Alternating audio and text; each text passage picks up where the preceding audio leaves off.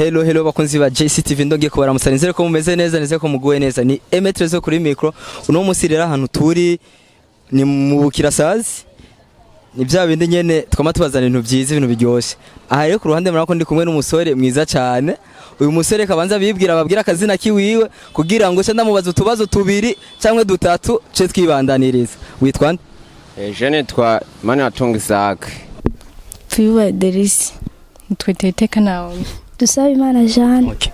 None Jeanne nasha ndakwibariza akabazo kamwe cyangwa tubiri cyangwa dutatu sivyo.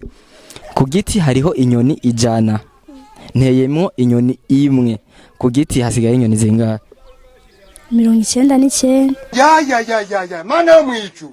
Jengira ni icumu. 99.